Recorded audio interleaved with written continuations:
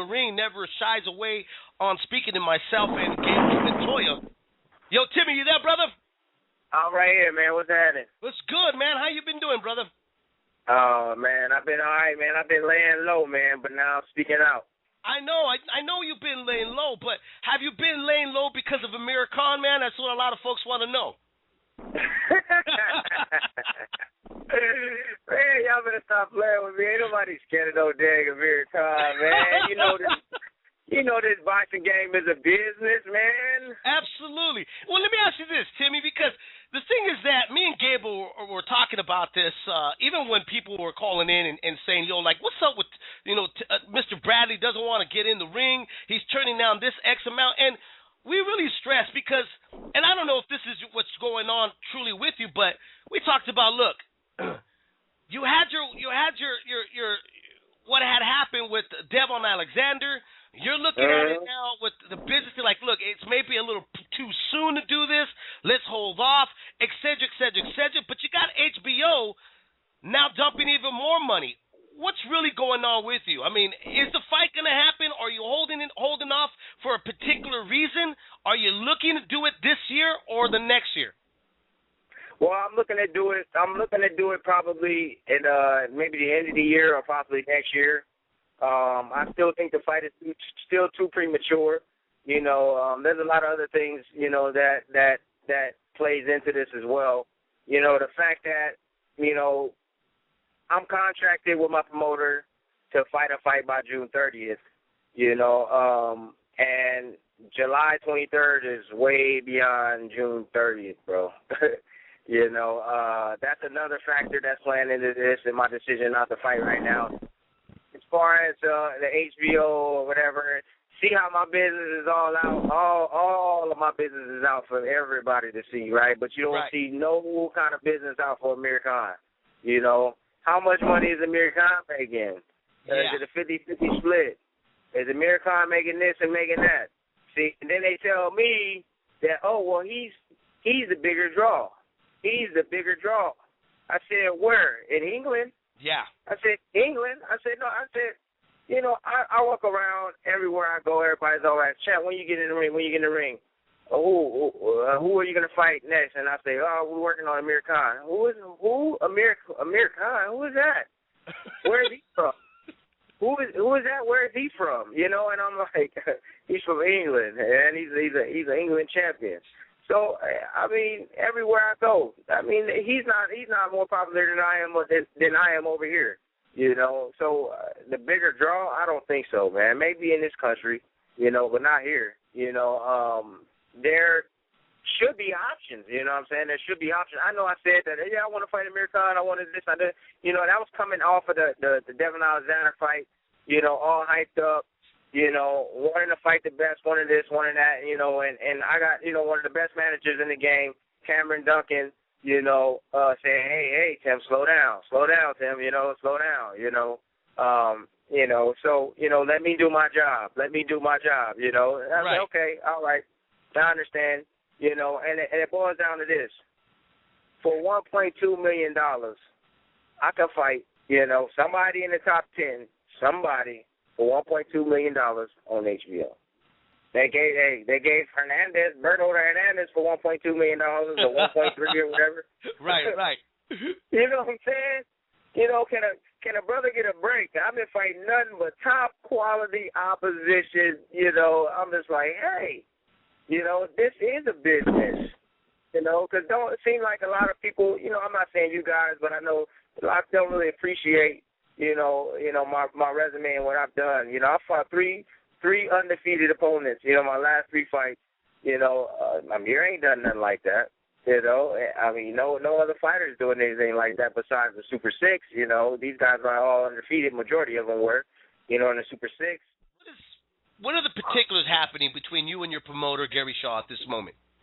I just want to be promoted, man. That's what it boils down to, man. I just want to be promoted like a champion. I want to be promoted. I want to be, I want to build the Bradley name. Honestly, dude, I've gotten 3 world champions. You can say how much he's given me, how much he's done this, that I'm a spoiled brat, this and that, I'm this. Dude, he always make promises that he can't keep. You know what I'm saying? He always make promises. Oh, if you win this fight, you don't know what's going to happen next. Oh, if you win this fight, ooh, we got something in store for you. We got something in store for you. And then at the end of the fight, it's like, who am I fighting? You know, who's next? Who's next? Well, things didn't work out like it should have been. You know, promised me the world and never delivered. Never delivered. You know, why did I fight one time against Carlos Abreu last year? Wasn't my fault. I was ready to go. What happened? There's no freaking plan, man. You know, I haven't really stood out and said anything. I've always said yes, sir, no, sir, yes, sir, no, sir, yes, sir, you know, on the business side of things.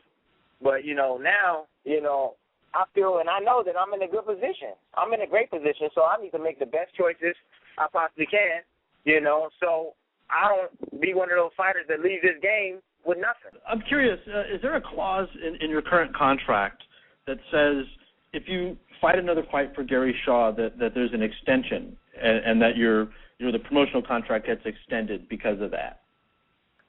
Yes.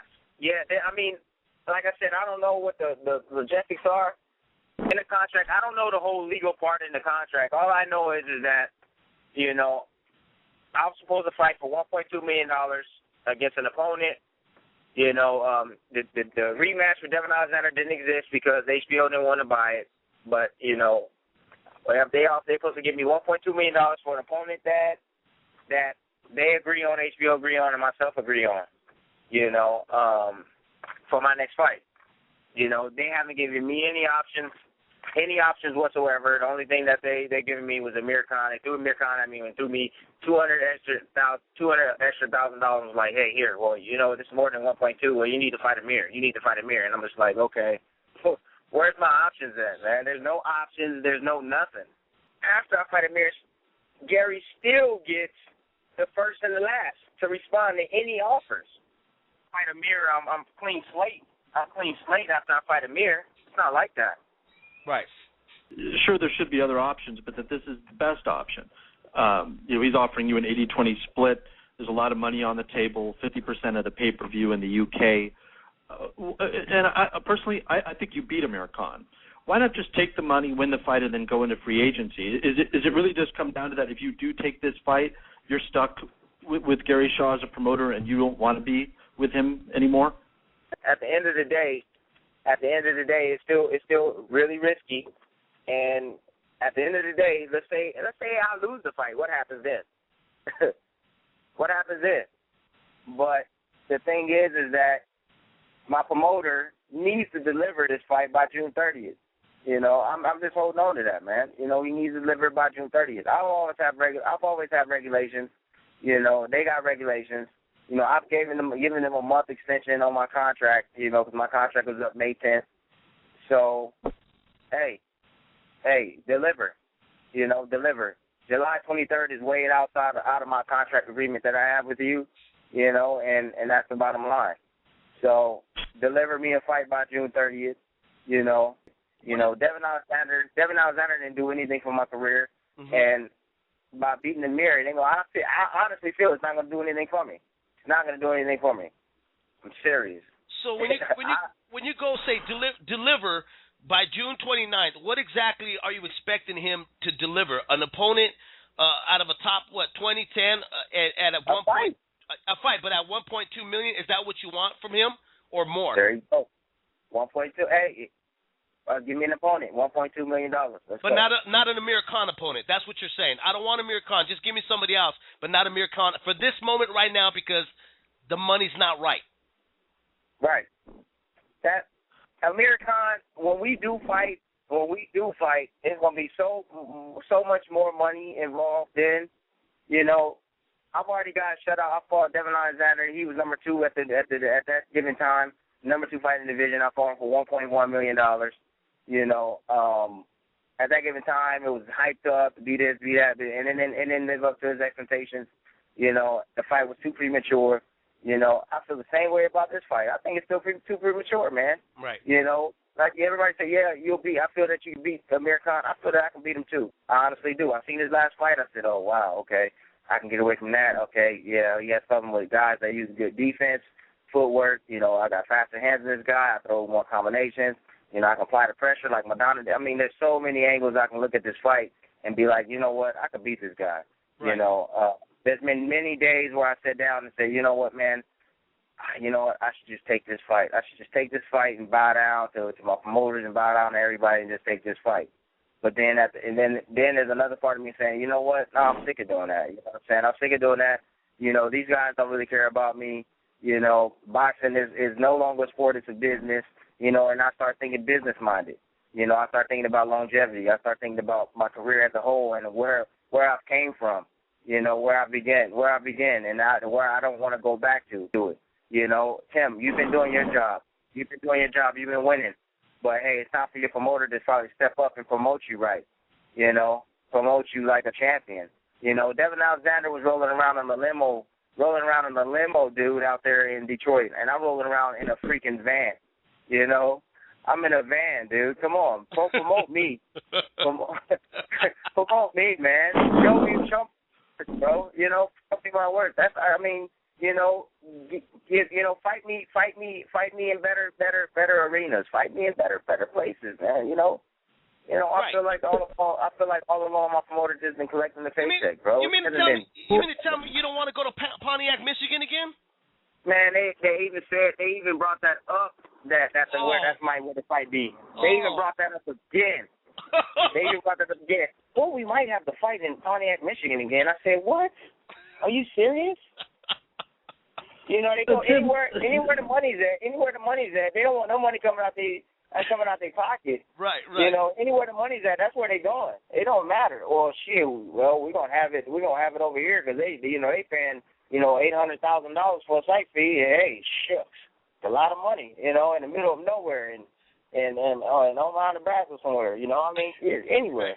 Right. It's just like, dude, come on. Do you just feel that you're going to be treated like the B side, and that you're not going to have a promoter that's going to fight for you for, the clubs, the ring size, the location, all those little things that kind of go into making a fair fight? Oh, exactly.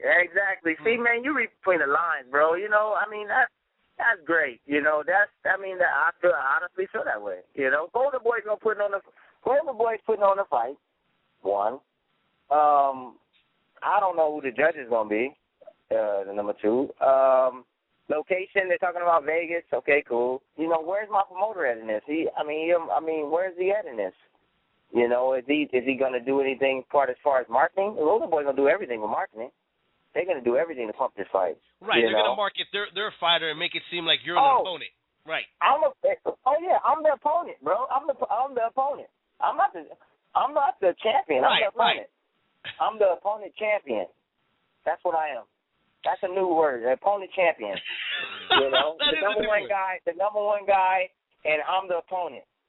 Because they say that he brings people to the seats in the stands. I was out there when he fought against Madonna, and those seats were not full, bro.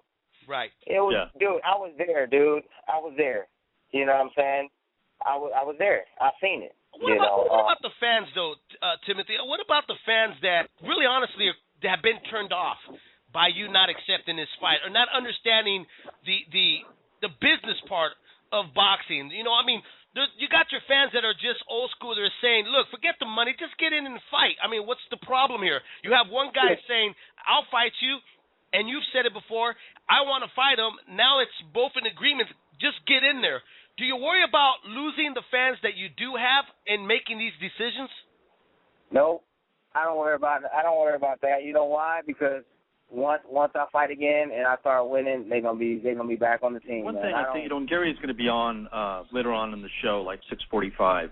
And we talked about loyalty, and he says today's fighters aren't as loyal. That's my promoter's job, man. My promoter's job is to promote the fighter, man, and get his name out there. That's what the promoter's for. Right. Not my job. Yeah. You know, my job is in there to fight, take care of business, and continue on to win. You know, that's my job, and I'm doing my job. You know, the job is the job of the promoter to promote the fight.